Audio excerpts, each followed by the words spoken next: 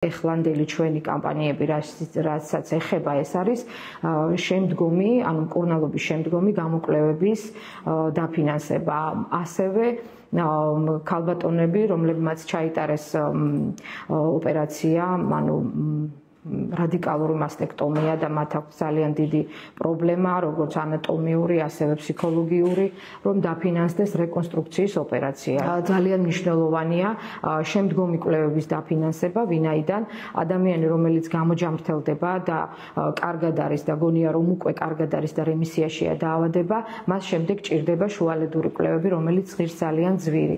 აი ამ ძვირ კვლევებს რომ ვეღარ იტარებს, მერე უკვე ისევ მიმართავს დაგვიანებულ თუ რეციდივი მოხდა ორგანიზმში და თქვენი ცითეს დაავადება ესეთი ვერაგია, რომ რეციდივი გააჩნია და მერე უკვე გვიან და სახელმწიფოსაც ძვირი უჯდება, რა თქმა უნდა, მკურნალობა და რა თქმა უნდა, პაციენტის ცხოვრების ხარისხიც უფრო უარესდება და ცუდი შედეგი დგება. ასევე მინდა შევეხო ისევ მნიშვნელოვან პრობლემას, სკრინინგის პრობლემას.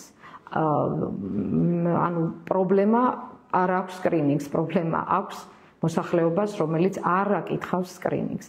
ყოველწლიური მოწოდება არის, რომ ჩაიტარეთ სკრინინგი. მართალია კი 40 წლიდან 70 წლამდე ქალბატონებისთვის არის ეს სკრინინგი. კონკრეტულად გულისხმობ მამოგრაფიას, მაგრამ საშვილოსნო სყელის სკრინინგი 25 წლიდან არის.